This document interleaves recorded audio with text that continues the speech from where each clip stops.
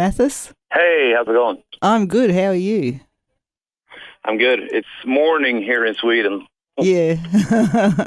Well, it's But it's evening not here. bad. It's 9 o'clock in the morning, so Yeah. Oh, that's good. it's all good. That's not like too early for you. You usually up at this time? Yeah. I mean, I already had my morning workout, and now I'm on the way to our studio, recording studio. So I'm working music. So it's not too early at all. I've been up for 2.5 hours. All right. Are you working on Millencolin music today or Frankie Lee? I'm working. It's a secret what I'm working on, but I'm working with new songs and stuff. All right. Okay. We won't get into that then. We'll keep it secret for a bit longer. Millencolin, you're pretty legendary in the music world, especially in the punk world. How long have you guys been together? We're on our 22nd year as a band. We started off in 92, so it's actually the 21st, but it's going to be next year's 22 years, so it's been a while. Right. You haven't taken any, really extended breaks in that time, have you?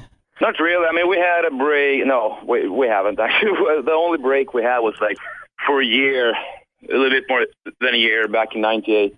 But still, we've been going. Pretty steady since then. But it's always like this, you tour and you take some time off, and you tour and take some time off, So it's always, the band has been my full-time job since I quit school. And when you tour extensively.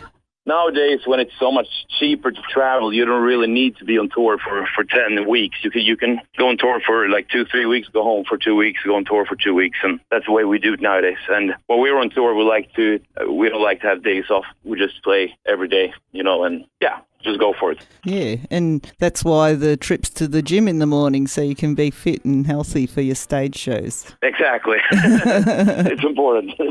Well, you're going to be heading to Australia later in November for the Vans Warped Tour. Have you got shows leading up to that?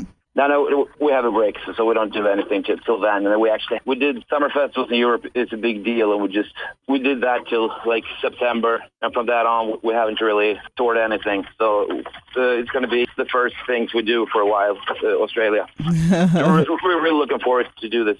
So we haven't had the Vans Warped Tour in Australia for 12 years, but I'm going to guess that you've probably done it in Australia before. No, we've done it in the States 3 times and in Europe twice, but never in Australia. Last time we visited Australia was back in 2011 for the Soundwave. Right.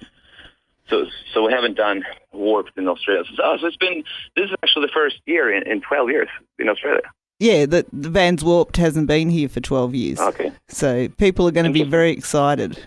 Yeah, that's cool. Yeah. Yeah. We are too. Yeah, because it's a pretty good tour, and you're one of the headlining acts, of course, as deservedly so. So what's it like being, like you said, you've done this your entire adult life. What's it like living what you probably dreamed of as a young boy or a teenage boy? Of course, when we started the band, we didn't really expect it to do this. We just wanted, we were all skateboarders, and all skateboarders back in Sweden had their own band. So I guess we just started a band to be like everyone else. And from that, it just took off. So I was never dreaming of doing this at all, because I didn't think it was possible when I was a kid, And we started very late. I started to play music when I was 17 years old. I never touched the guitar before that. And 3 years later, we had our first Australian tour back in 96. So it's been, the punk rock music has been good to us. Yeah, definitely. Well, you've been good to it. Oh, yeah, thanks. Yeah. Well, then, with everything that you would have done, have you got a fondest moment that you like to remember in your music career? We had this kind of a break back in 98. We didn't really know what to do with the band, but then we decided to do one more album, and we went to the States and recorded it in Los Angeles with Mr. Brett from a band called Bad Religion, who also owns our record label, Epitaph Records. So that was a big thing for us to do, and it was a lot of fun. So, and nowadays I consider us we're probably better now live than we've ever been. So I think, the recent shows has been really, really, really good, and good memories. So if you went to record with Epitaph in 98. You're still with them, so have you been with them the whole time? Yeah. They picked us up back in 95. 95, right. So, almost 20 years. We were the first band outside of the U.S. that they signed, actually, right. back then. So it was great. Well, it must have been a good relationship for it to have lasted this long. Yeah, I mean, they think the way we do about music, so it's been natural for us to stay with them, and we consider them as family, So it's been very healthy. And do you even remember how many times you've actually been to Australia to tour? No. but I mean, it must be over 10 times. Right. What's your favourite part about coming down here? I mean, of course, it's the weather, because we usually go down to Australia this time of year. I mean, late time of year, or maybe early in the year. So it's always summer in Australia. Because now it's end of October in Sweden. It's okay, but it's turning worse, and winter time, and so this is a perfect break for us to go down and do this. And we'll be home a couple of weeks before Christmas. So it's a perfect timing. Well, the fact that you are still actually living in Sweden, there must have been times when people have tried to get you to move to the US or something. Why the decision to stay in Sweden? I mean, since we're a band that has been, a global band, we've been active almost, South America, Australia, Japan, Europe, the US. We didn't really see the point in moving somewhere else, because even if you would live in the U.S., it would still be a long way to go to Australia or to South America. And Sweden is a very healthy country. So we really like the fact of living here. It's especially when you travel the world and see other countries that are, South America, that are really nice countries, but still you can totally understand that you're living in a very, very safe and a nice country. It's been Sweden, so it's good. That's good. Everything is perfect. Like you said, you are a global band anyway, and you've got to have a base somewhere, so might as well be where your heart is. Exactly. Yeah. That's the best. So we're happy with we're still based here. I'm still a little stunned that I'm speaking to someone from Millencolin. I did radio back in the early 00s, and I used to play Fox all the time. Oh, great. Yeah, that's a lot of good memories, right? Yeah, that probably, like in Australia around that time, would have been the peak of your popularity. Yeah, I mean, in Australia back, we were huge in a way. I mean, it was. But I missed Australia has been really good for us. We built something with a strong foundation back then. So I guess it's, Australia has always been a very nice place for us. When you do come down for Vans Warped, are you going to be doing all new material, or are you going to throw a few old favourites in? No. It's not going to be maybe one new song.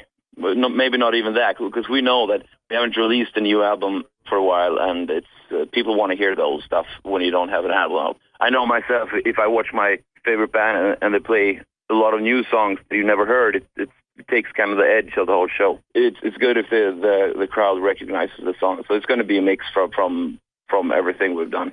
Oh, great. Are you going to be releasing another album in the next year or two? Yeah, we're maybe. Oh, that we're working on. We have some stuff in progress, but I can't tell you what it is. That's part of the secret that you're sneaking off to the studio for. It's a lot of secrets, but it's good that we got our own recording studio that I work here and produce other bands and stuff. So it's a very good thing to have. So it's easy to write new stuff. And the last album we did, we recorded here. So great. It's very good. If you're producing stuff, my next question will give you a chance for a plug. I was going to ask what band you're listening to the most at the moment. I'm listening to, I have kind of an old stuff revival now. I'm listening to a lot of old Bad Religion albums. There's also a British band called Biffy Clyro. I don't know if you heard of them. No, but they're getting big here, and they're probably going to get big in Australia soon too. They have a new album called Opposites that are really, really good. So check them out. And do you have any hidden talents other than playing guitar and being in an awesome band? I do a lot of drag racing. Really? Yeah, I'm competing in a thing called Superstock drag racing. So I got a 70 Mustang Mach 1 So I actually broke the Swedish and European record here later this summer. So, really? Great. In speed, so and ET. So that's what I build engines and I race them. Oh, well, we'll get it out there. Maybe they'll pay you to come down here and compete. Yeah, maybe. It was pretty expensive to ship my car over there, but if someone pays me, I'll do it. You can come down and build a car down here.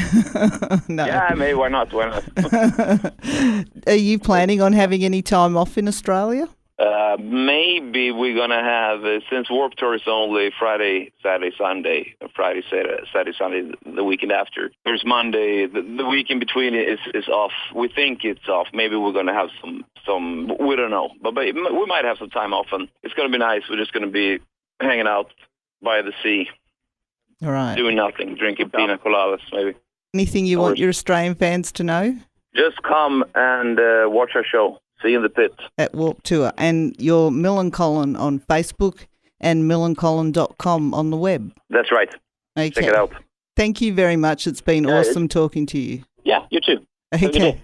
Bye.